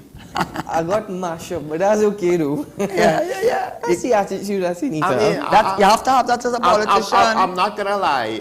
You were thrusted into some of the hottest political fire with a short term that ended for reasons mostly outside of your control. Absolutely. But they never talk about there was no run on Clico, there was no run on Republic Bank, there was no, all over the world. Oh gosh, you're opening up a can of worms. Well, he said me to run for Wmira, so I have to give my car run for that. On a different note. I don't fit in. On a different note. On a different note, it's probably note, right? Do you, would you do it all over again? 100%. 100%. You know why? That's why you see, one of the reasons I think that they have so many disparate parties is because all of them want to be prime minister. And it's not just because they like the name of prime minister, because the constitution gives so much power to a prime minister. The prime minister hires, he fires, he appoints, he disappoints. We know the power of a prime minister. So for me, when I was in government, the prime minister had a lot of confidence and trust in me. So to a large extent, I was insulated from all the bacchanal. I went to work, went upstairs, did my work. Property tax was one of them. Revenue Authority was one of them. International Financial Center. We had Lehman Brothers sign an MOU. So I was doing my work, and the staff that I had around me was very supportive. And most important, my prime minister was supportive of me. And not a dog bark. So whatever they thought about me, or whatever they felt about me, they never brought it to me. So I was insulated from that. And I didn't listen to the radio, and I didn't read the papers. They gave me the information I needed to have. Do you have any regrets of things that you might have done differently or would have wanted to have done differently? No, what I would say is that it was a learning experience. You can't trust no one. And when I tell you can't trust no one, I mean you can't trust no one. Hint, hint, wink, wink. It's interesting that you said that you were insulated. That's one of the reasons why. Because going back just to brush on or to touch on the TPP topic, you know, they didn't have that capacity that, we're new to the scene, but we're insulated from a lot of the bubble. And, you know, they could be showing the example of, right, and now you crack under the pressure because the pressure is that hard. This is not necessarily to disparage the THA executives. We need to understand that the pressure of being a public figure as part of an executive where everybody's now looking at you, where the blame now comes to you, you can no longer hide behind the other party. You know, sometimes... What I will tell you is this. If the Prime Minister did not support me and truly support me, I would have been in trouble. Because he would easily have moved me to another ministry, or do as he did with some other ministers, say, adios, goodbye. And he didn't do me that. So I had an excellent opportunity, and I'll do it over again, given a chance. I've learned a lot. And being Minister of Finance, people do not understand, as I did not understand at the time, it's not counting figures or numbers. You have two departments, technical departments. That's their job to keep that. Your job is to make sure that the strategic plan that the government has put forward is realized through the allocation of funds. And, you know, you have to be agile, you have to be analytical, and you have to be trustworthy. And you have to have a good relationship with the Prime. Mostly Prime Ministers keep the portfolio of Minister of Finance. The Prime Minister was the Minister of Finance before, and he had three ministers under him, Conrad O'Neill, Christine Sahadio, and Ken Valley. It's just me and Mariano. So I had his confidence, and I had his trust, and that is that insulated me from whatever anybody else may have thought. And that's how it was. The ugly side of politics. I was insulated. The ugly side. Now we have to close the phone line. Goodbye, 628. I hope to see you again tomorrow morning. Yeah, and listen, and I'm sorry to disappoint all of those who felt that you have to be strong and pick yourself up and be resilient. And I'm extraordinarily resilient because I love my country more than anything else. I think, folks, that now goes into the topic I hope that we heard that. The puns are too easy. It goes to the fact that we have spoken to a lot of young people, including Camille Pascal and others who participated in Youth Parliament. And the consistent thing, I have yet to necessarily hear anybody buck this trend. They don't want to be in politics. Well, they don't want to be in politics because they can't handle the very same political ugliness that you were, for the most part, insulated against. The very same political ugliness leadership, that is my boy. sinking. It's leadership. Art America with Trump. In a different story that we didn't get into this morning, and we will get into next time. We will get into next time. The former president of the United National Congress's youth arm crossed lines. Yeah, he was crossed. No, he's not something about cross. Oh no, yeah, but this is as an MP. He was an MP. He was part of the youth council. I'm just wondering. So he's not an MP, so you don't cross him. Well, he's crossed political parties. That's if you want to put it that way. Okay. You know. No, I mean, interesting. It just goes to show that as much as we have things to complain about with regards to, okay, we disagree with government this, we disagree with government on that. What is the alternative right now? Who is stepping up? Who is really stepping up? Because people are, you know what the alternative in a minor way, they are leaving the you know what the alternative? First of all, a day in politics is a lifetime. Secondly, who would have thought 14 won in Tobago? 3, who would have thought Kamala, myself included among others, who did not have the financial back end, did not have was like a spent force, has so much internal friction that she would have gained another seat. So what I think has to happen, and the PNM knows that, right now they really feel that they don't have any viable opposition to them. So what do they need to do? Kamala, you need to step down. Well, good. Karen, can we have another? You've more or less said similar. You will totally agree, right? I totally agree. Yeah. I totally agree. We have both said similar. No. So and yet somebody like Kevin Ramnarine is a good, in my view, as someone like Kevin Ramnarine is very acceptable to most people. People have respect for him. He was Minister of Energy. Put somebody like Kevin Ramnarine at the head of UNC. See how the PNM respond to that. Politics will eat people like that alive if they're not prepared for it. They will not. He was in cabinet already. Well, okay, fair enough. I'm so sorry we've run out of time, but just for that last bomb. Politics. You know, we're going to get so much hate from dire UNC supporters. Yes. We are helping them. I am telling you, they won't in say it that order way. for your party to survive and thrive, have to change our leadership. You have to remove and let me tell you something. In my personal view, I don't have anything. I used to, but I don't have anything against Kamala. But Kamala, you're being selfish. Because you know what happens? You see, once you leave there, you know you become nothing. Nobody taking you on. The call's done. You have no power. And I think she's afraid of losing her power. But if she really loved her country, she would step down and give somebody else a chance. Karen even come on the show, on the station, and do an interview. Any show. Hold on. I sent a request. 31, I sent a request to Dr. Kirk Mayhew. I have the thread, I have the email, I have the letter, sent the request. In fact, we WhatsApped him and we asked, could we just resend it again? We resent it, we did everything. I asked him on the Prime, could we interview Kamala Prasad? He said, sir. What he said? Pandey stepped down too, and Pandey had to, she make him step down. No woman, no cry. all the fire come in here and she cannot talk. I so out of support the UNC. I hope you understand that. Folks, I will get the last word in this day and wrap up the show here, folks. We want to thank all of those who were able to call in, and we hope that, you know, we hope that the phone lines get fixed. So what could hope do for me there? We'll see more about hope potentially in the future, but please, as we say, we need a strong opposition for a strong government. We are equal opportunity critics, folks, right? But this is Talking Point on WESN. Remember, as my co-host always says, it's a good day to have a good day. But we'll see you tomorrow morning. Who's going to step down? Kamala.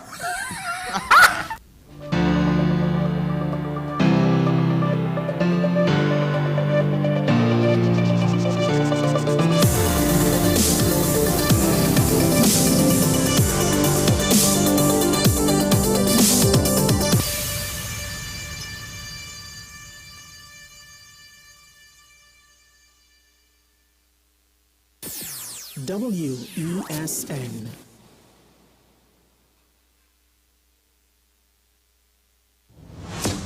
Is it politics? What is it? Is it that nobody cares about sports? The kind of support that sport used to get in the past is no longer here. The thing is, taking a knee doesn't mean that that's the only thing you're doing on it. Right. Taking a knee along with other stuff. Samantha, what are you looking forward to when you return home to Trinidad and Tobago after winning the title? Thank you very much for speaking it into existence. Is it no pressure on Nicholas Ball? It makes me more motivated to work hard and to go out there and rep the right and black. Why are we sending a team to the Winter Olympics? There are a number of Trinbagonians who are in the diaspora and have grown up in winter sport. It's an opportunity that the Trinidad and Tobago Olympic Committee will not close the door on. I also believe in the players that we have. Once you can motivate the players, you can get the best out of them. The issue, the continued rise in the price of flour and its impact on the cost of living in Trinidad and Tobago. How should we go about it? I want to ask you, what has been revealed to you about the state of vulnerability in the country because of this exercise and because of what we're going through? Is the government losing the war on the vaccine front? The discussion should revolve around the common good for the greatest number of people in Trinidad and Tobago. How do we inculcate a sense of respect and regard for people who may not be of your own political ilk or persuasion? The communities are now being used by political opportunists. So when the tables are turned, it's the same way. Okay, this has been 10 questions. I'm Andy Johnson, and we'll see you next time. People really want to know, what about me? Where do I fit? Yes. What is in the ride for me in terms of a better Trinidad and Tobago? And I'm pleased to shed some light on that. The purpose of bail is to ensure your attendance at court. That's it. It is not punitive. It is not rehabilitative. We, the police officers, we are professional, and we are here for whenever the survivor is ready to come forward. We have the right to private and family life, the right to religious freedoms and beliefs and thoughts and expression. But these rights are not absolute. Certain rights can be limited. The law is to govern the whole, is for all of us in public.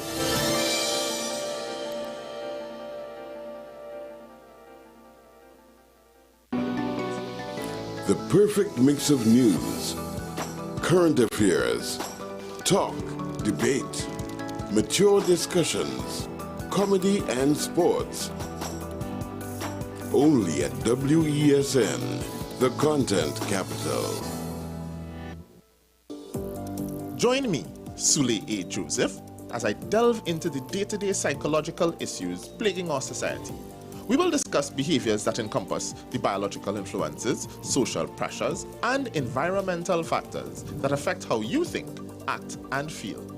Sight, Thursdays at 11:30 a.m., only on WESN, Content Capital.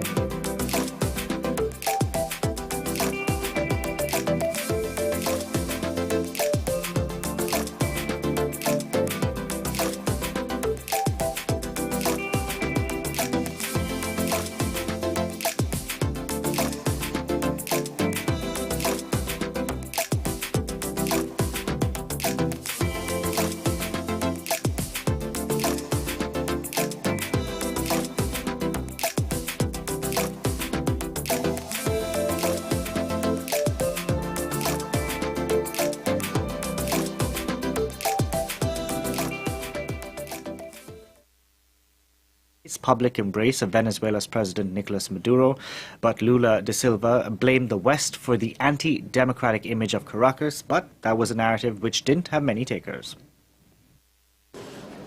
11 of South America's 12 heads of state attended the Brasilia summit. The only absence was the Peruvian president. It's the first major gathering of regional leaders since 2014 and a platform for President Luis Inácio Lula da Silva to get South American countries cooperating again and working towards integration. As long as we are divided, we will not make South America a continent developed to its full potential. Integration must be the permanent objective of all of us.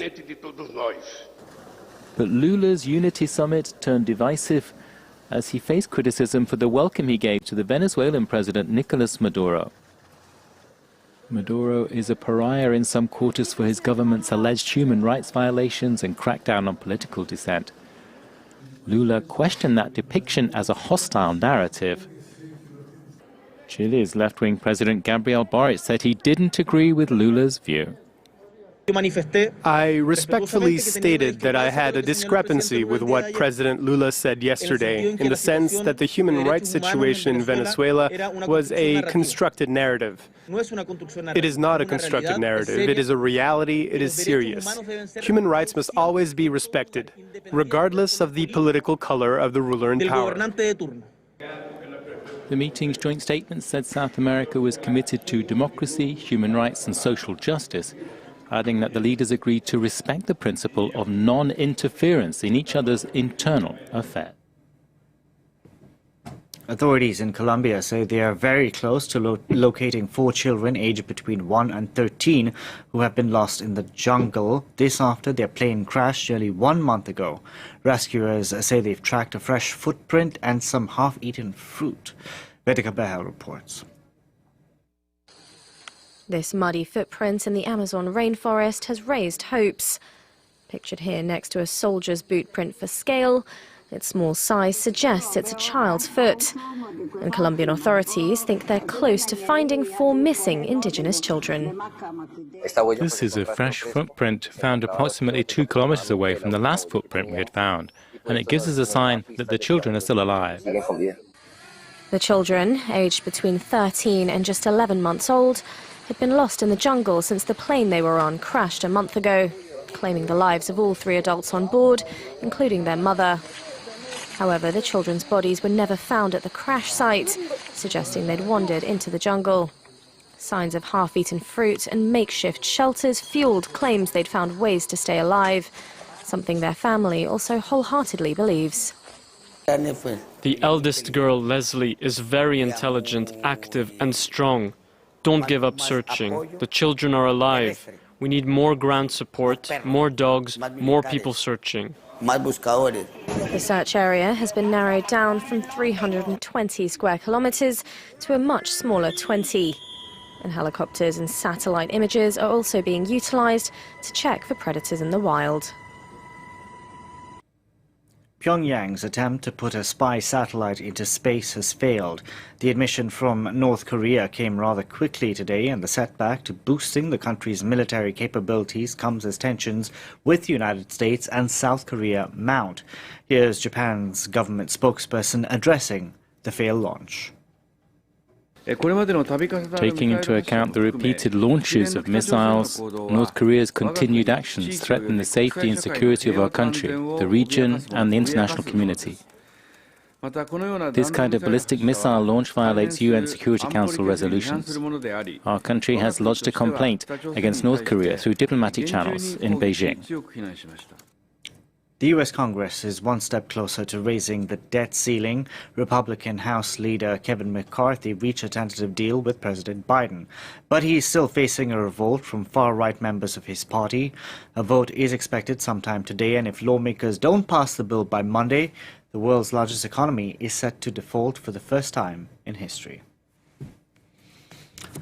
Tesla's Elon Musk is in China. The visit to the country is his first since Beijing relaxed its COVID-19 restrictions. Officials have rolled out the red carpet for Musk, whose visit comes despite rising tensions between the US and China. Solange Mougin reports. Hi, Mr. Musk. What's the goal of your China trip? Surrounded by bodyguards, strutting through a Beijing hotel lobby, Elon Musk's first visit to China in 3 years is an important one for Beijing and for the auto, social media and space executive. Praising the vitality of Chinese development, Musk met with the Minister of Commerce, the Minister of Industry and the Foreign Minister to discuss Tesla's place in China and the future of its technology there. For last year, China manufactured half of the company's global output, some 700,000 Model Y and Model 3s. Sales of the cars were also significant, with China being the Model Y's biggest market. Slashing prices has also helped with the increasingly competitive industry in China. There's also a geopolitical aspect to the trip. Amidst tensions between China and the U.S., Musk has regularly struck a sympathetic tone towards Beijing, saying, according to the Foreign Ministry, that the U.S. and China are like conjoined twins that should not be decoupled. China always welcomes business leaders from all countries, including Elon Musk, to visit China and gain a better understanding and promote mutual cooperation. The visit comes as there are rising calls in the U.S. and in Europe for reducing dependency on Chinese supply chains, and as foreign companies in China are increasingly voicing concerns after a series of corporate raids. That's it for me. Thank you very much for watching.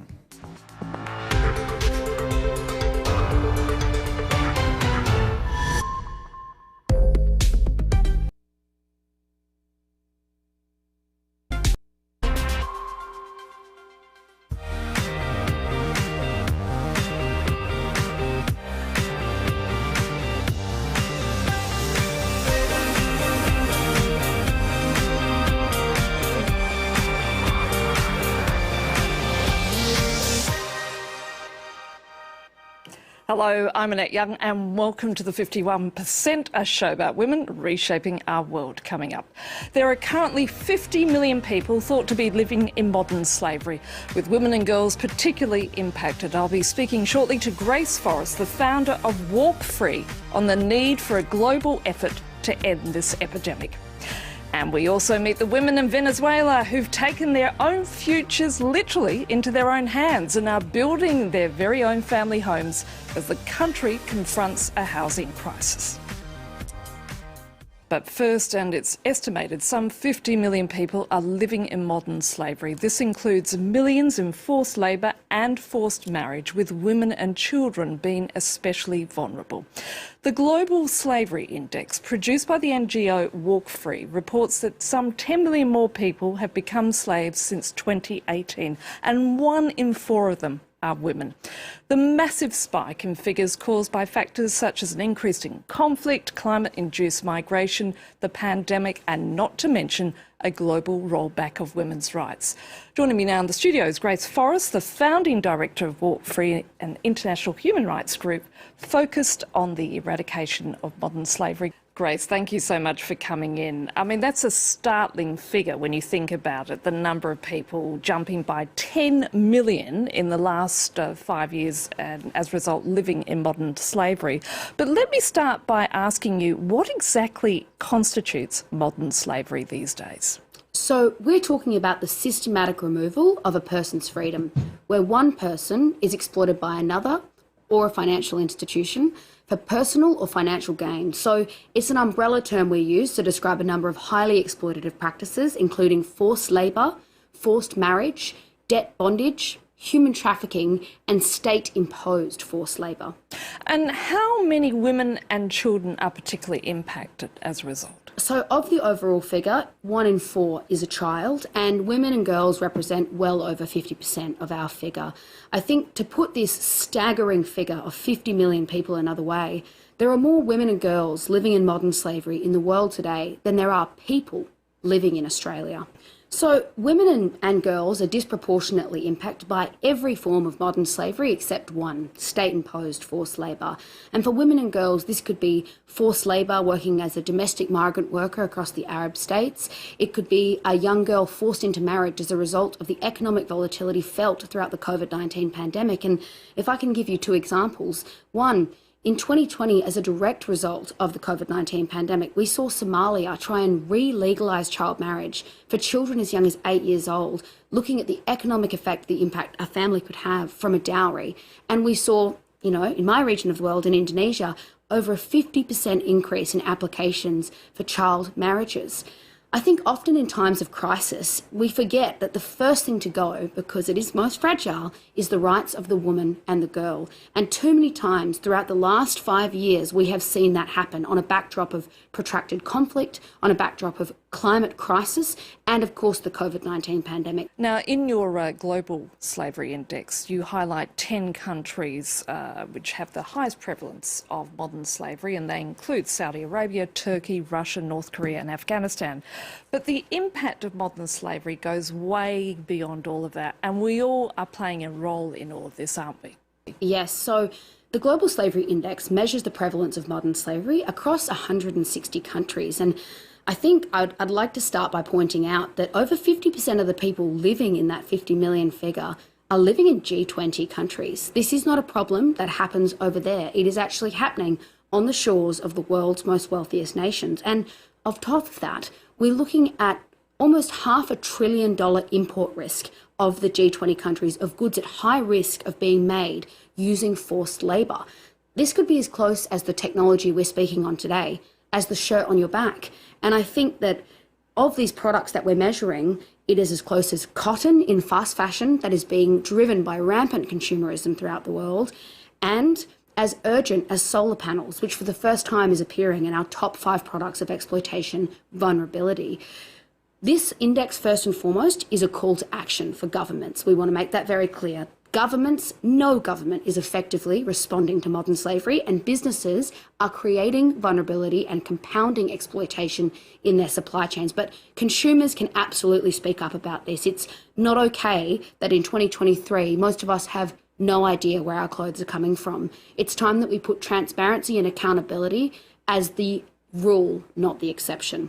Grace, we're just going to pause there for a moment, because in the last 10 years, thousands of Ugandan women fly to the Middle East each month, wanting a better salary to support their families. However, after complaints of abuse, assault and ill treatment, the Ugandan government last year said it would suspend its bilateral agreement with Saudi Arabia to review the treatment of its citizens. Our correspondents on the ground sent us this report. Like thousands of other Ugandans, Carol Namugaya is heading to Saudi Arabia. The 22-year-old will soon be earning twice as much as the average salary at home. I want to get as much money as I can to help my family and maybe start a business when I come back here. I will also be able to pay school fees for my brothers and sisters. Registered for the move, she had to wait till the end of March on the renewal of a labour export agreement between Uganda and Saudi Arabia. Jennifer, who used to work in Oman, is giving her a few pointers. They love kids so much, so if you find a family with kids, love their kids. If you love their kids, things will be well for you. Jennifer set up her own NGO to protect the rights of domestic maids. More than 80,000 Ugandan workers flew to the Middle East last year. Sometimes the jobs go horribly wrong. Jennifer registers hundreds of complaints of abuse a year. They all knew, the things of contract. They don't want to know. The man can force you to have sex. When you refuse, he can throw you from the maybe 4th floor, then you die. Jennifer drove out to meet with one person, Rebecca, who talked about her experience of working in the Middle East for 4 years. There is no day off on the maids. You even work at night. You are not allowed to keep your passport like you were a prisoner, because if someone takes your identifications, you can do nothing about it.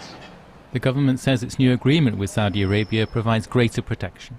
They need our workers. We also need to solve certain challenges, whether it's unemployment, whether it's stuff around poverty issues. You're looking at medical insurance, repatriation, standard issues around the welfare of a migrant worker in a foreign country.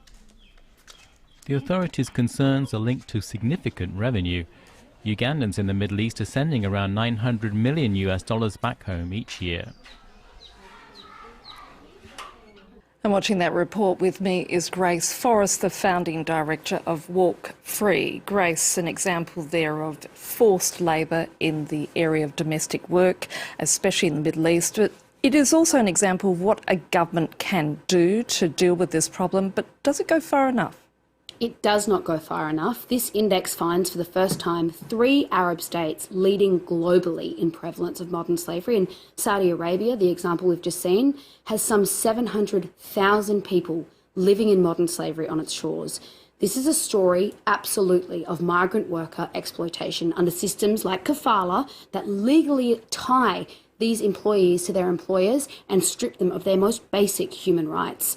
We need to see these systems amended, and we need migrant workers, whether it be in Saudi Arabia and across the Arab states where this is an increasing problem, but also in the United States, in Australia. We know that migrant workers throughout the world are 3 times more likely to experience forced labour than non-migrant workers. But this is a global epidemic, so basically what needs to be done, Grace? There are 3 key things this Global Slavery Index is calling for. First is around G20 responsibility. Without a doubt, the world's most powerful nations have the greatest responsibility in fixing this problem of modern slavery, both on their shores and in their global supply chains. It's not good enough that these economies are being built off exploitation throughout the world, and we are calling on the G20 to centre the eradication of modern slavery in their negotiations later this year. Secondly, this is a story of migration, distress migration, and a need for work throughout the world. Migrant workforces are an essential and important part of our economies, and it is time they're given their most basic respect and dignity by the countries who are meant to be looking after them and whose economies deeply rely on them. And thirdly, this global figure also includes forced marriage, which is a growing problem throughout the world. We need the legal minimum age to be lifted to 18 without exception as a starting point to protect women and girls' most basic human rights as a starting point. Grace Forrest, thanks for coming in and talking to us. Thank you so much. And finally to Venezuela. And in a poor neighbourhood of Caracas, female teachers, beauticians and nurses have all turned their hands to construction. It's hard manual labour, but they're doing it for their independence and their families, as Antonia Kerrigan reports. There's a housing crisis in Caracas, but thanks to these women, 95 new homes are in the pipeline.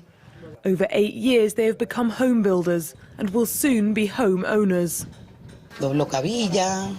I bend ropes, I make moorings, we carry sand, we carry blocks, we carry cement. I feel really good about it, and even more so because it is to get a house for my son's future. Most of them are single mothers and currently living in cramped conditions with relatives.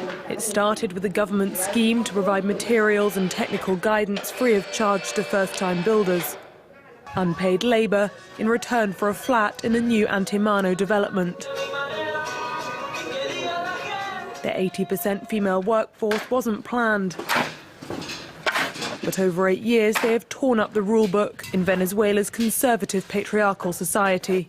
17-year-old Luis helps out his mother on the building site, his mother who has become the on-site expert on reinforcement bars. It's the first time I've met a woman who is a rebar master, and I feel even prouder because she's my mother. I would never have thought that my mother would be a rebar master, nor that we would have this great opportunity to have a house, a home.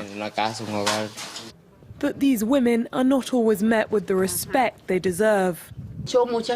People often say, "Here come the macho women," because they do this physical labour. I say no. I am completely feminine. The first 2 flats in the development will be finished this year, a major milestone for the project, whose progress has been marred by the pandemic, a dire economic crisis, and the increased cost of building materials. And that's all for this edition. We'd love to hear your suggestions for the 51%, so do get in touch via Facebook, Instagram or Twitter, and you can catch our previous episodes on our website. So until our next show, bye for now.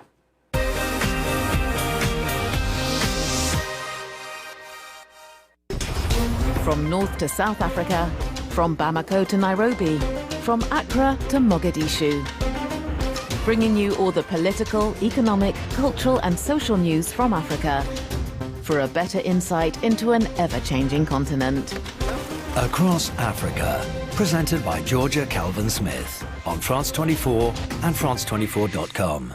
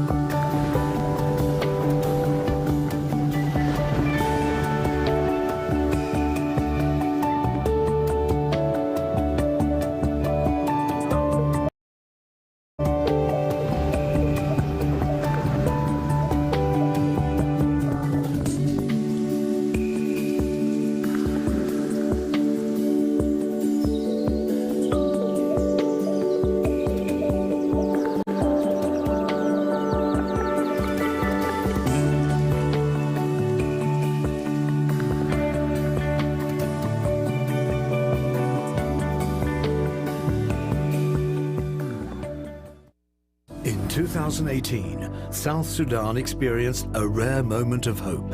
After 5 years of civil war, peace seemed within reach. But what is the situation today? People are living in insecurity. You cannot go where you can work, you can get something for your family.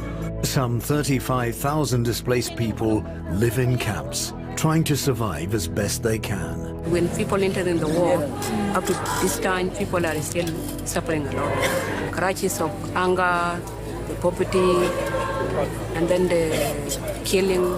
However, in Juba, some are hopeful for the future. I think this is the only place where you can get all South Sudanese. But this enclave remains an exception in a ravaged country. Juba Revisited on France 24 and France24.com.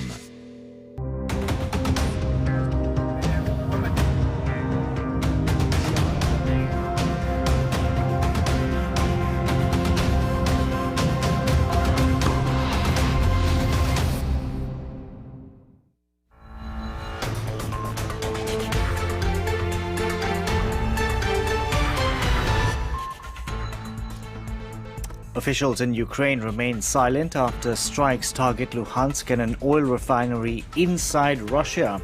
Moscow says its air defenses have room for improvement. Lula da Silva's call for a united front at the South American Unity Summit met with skepticism, the leaders of Chile and Uruguay raising concerns of his public embrace of Nicolas Maduro.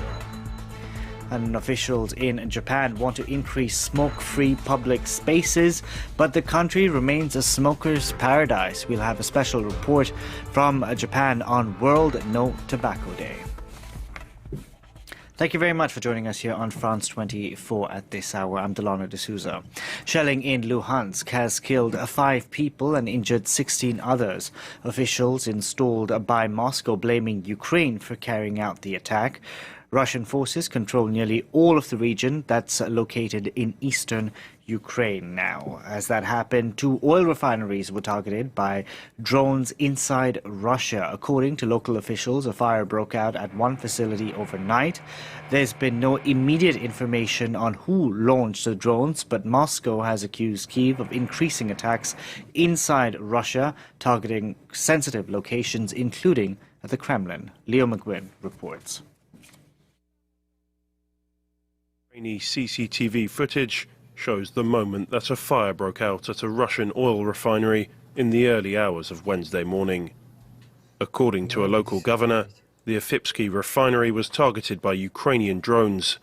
It was one of 2 such plants hit on Wednesday, alongside another in Ilsky. Both are located in the region of Krasnodar. 1,000 kilometers to the south, the village of Shebekino, part of Belgorod, just over the Ukrainian border, was also hit. Shells caused damage to buildings as well as injuring residents. Hello, dear friends. This morning is not good for us. At night, or rather at 3:15 in the morning, a massive missile attack was carried out on Shebekino. A lot of destruction. Apartment buildings, private houses, many cars burned down. 4 people were injured. They're getting medical assistance. Thank God no one died. Restoration work will start today. The amount of work is very large. In response, Russia has said that it will evacuate hundreds of children from villages in the region, with the Kremlin calling the situation concerning. We are concerned about this situation. The shelling of civilian facilities continues here. By the way, we haven't heard a word of condemnation from any of the countries of the collective West. The situation there is quite alarming. Measures are being taken. Over the border in Luhansk, there were also strikes on the small village of Karpaty, which is occupied by Russia. Moscow-installed officials said that a handful of residents were killed in the attack. The latest strikes come less than 24 hours after 3 drones struck a residential building in the Russian capital, causing only light damage but prompting evacuations. Attacks which President Vladimir Putin called a provocation. To South Africa next, where the nation's leading opposition party says it's taking legal action to force the government to arrest Vladimir Putin if he attends a planned summit in South Africa. Now, the International Criminal Court has issued an arrest warrant for the Russian president over accusations that Russia unlawfully deported Ukrainian children. Moscow is expected to, the Russian president is expected to attend that meeting in August, joining leaders from Brazil, India, China and South Africa. The Kremlin has refused to say if Putin will be attending the event. Now, for more on this story, here's Nadine Tehran reporting.